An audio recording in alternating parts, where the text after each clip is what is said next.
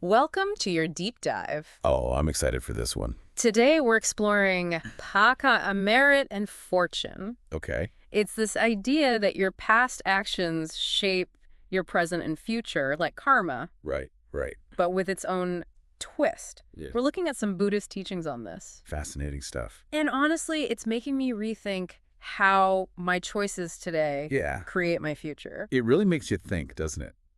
What I find really interesting here is this whole concept of calm, boon. Yeah. You see, it often gets translated as just like merit. Right.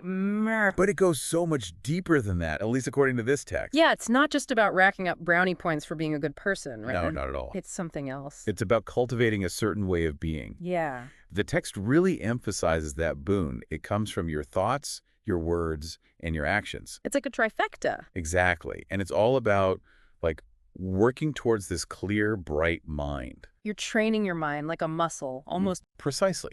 Like a spiritual muscle. I love how the text compares it to electricity. Oh, yeah, Like, you can't see electricity, but you feel the effects. for sure. And they're saying that's how you experience boon, inner peace, contentment, a mind that's sharp, ready for anything. It's that feeling after a fantastic meditation. Yeah. But imagine it woven into your everyday, you know? Exactly. And that's where this idea of past actions influencing your present reality comes in. Absolutely. It's like, That's almost like inheriting a garden. oh, I like that. Sometimes you walk into this lush, beautiful garden Right. because someone put in all the work before you. Exactly. Someone laid the groundwork. That's wild. So is that why some people just seem like born lucky? Could be. They might have put in the work in a past life. Whoa, past lives. But hold on, the text also talks about this near boon. Right, right. So it's not like we're doomed if we weren't all saints in past lives, right? Exactly. That's such a key point. The text makes it clear that the actions you take right now, they create the reality you'll experience later. Like, we're always planting seeds. That's actually a comforting thought. It is. It's hopeful. It is. It means we have some say in this. Absolutely. We have agency. Okay, that actually makes me think about those stories, the lottery winners Oh, yeah. who end up broke again. Right, right. Maybe they had some boon that led them to the win. It's possible. But without realizing it, without cultivating it, it's like their reality just kind of shifted back. That's such a good point. It really highlights that this boon energy. I like how you put that it's not just about hitting the karmic jackpot. It's not some get-rich-quick scheme for life. This text points to something way bigger. Okay, so it's not just about dodging potholes in life. What else does boon impact? I need to know more. So the text, it lays out 4 distinct levels where boon comes into play. 4 levels, right? I'm listening. First, it shapes your mind, how you think, how you react to things. That then influences how you present yourself to the world, your confidence, your energy, And that, in turn, impacts the opportunities that come your way. Okay, I see where this is going. And then finally, it even affects your influence on society.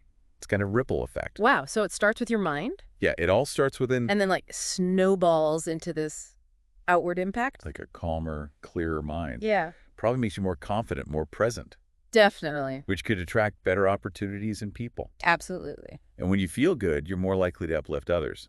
So it's like personal fortune spilling over into collective good fortune. No wonder they call it boon. Yeah. It's like this amazing positive feedback loop. But how do we actually do it? How do we get more of this boon in our lives? Well, the good news is the text doesn't just leave us hanging. It gets into the nitty-gritty. It's got this whole section on what it calls the 10 ways to boost your boon. It's like this practical roadmap. Okay, so we're not just talking philosophy here. This is actionable advice.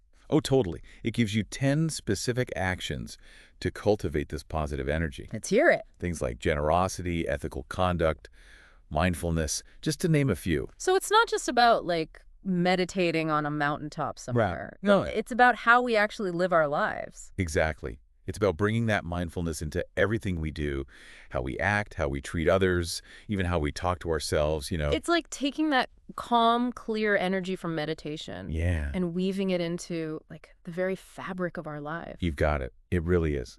And, to really bring this home, the text, it actually shares some really interesting real-world examples. Oh, I love a good story. There's this one about a merchant who, even though he was going through some tough times himself, he always made sure to donate a small portion of his earnings to help those less fortunate. Wow. And later on, he had all these fortunate events happen one after another that led to him becoming incredibly wealthy. It's like those rags to riches stories you hear about, Exactly. but it's almost like there's this underlying system at play. Right. And it makes you wonder, like, how much influence do we actually have over those kinds of lucky breaks? Right. It's kind of mind-blowing when you think about it that way. It really is. Okay. Though, it's not always a direct one-to-one, like, instant karma kind of thing. Of course not. Life is messy. Exactly. Life is way too complex for that. There are so many different things that influence our experiences. Absolutely. And, the text acknowledges that. Oh, And okay. it even talks about these things called old karmic debts. Old karmic debts. What are those? Basically, it's like sometimes we experience challenges or difficulties in our lives because of past actions, maybe even from a past life. So, like, we're still dealing with the fallout. Yeah, in a way. Like, we might still have some unfinished business to take care of, karmically speaking. That makes sense. I mean, I've definitely met people who seem to do all the right things, Right. but they still face challenges and difficulties. It's like life isn't always fair. You're absolutely right. And the text acknowledges that, too. It doesn't shy away from the fact that bad things can happen to good people. Okay, good to know. I was going to say. But, and this is a big but, it emphasizes that by consistently cultivating this boon, you actually shift the balance over time. Okay, I like the sound of that. It's like, imagine you're building this positive force field around yourself. Oh, a force field. Yeah, and this force field, it can help deflect some of those negative karmic boomerangs, or at least soften their impact a little bit. I love that analogy. So it's not that we can like completely avoid the challenges, Not necessarily. but we can learn to like navigate them with a little more grace and resilience, maybe. Exactly. It's about building that inner strength and wisdom to ride the waves of life. Totally. Because we can't always control what life throws at us, but we can learn to surf. Love that. Yeah. And what's really empowering about this whole concept of boon, at least to me, is that it's proactive. What do you mean? Well, it's not about passively waiting around hoping that good fortune will magically appear. It's about actively creating the conditions for it to flourish. It's about taking charge of your own destiny, in a way. Exactly. Yeah. And the text, it actually emphasizes this with this kind of daily challenge. Oh, yeah, I remember that part. It says something like, don't eat if you haven't given, and don't leave your home without upholding your values. Yes, exactly. It's Uh, pretty intense. It is. It makes you think. Yeah. But I see what they're getting at. It's like this reminder to bring this boon energy to everything we do. Yeah, like not just every now and then, but like all the time. Yes, Yeah. making it a part of who we are.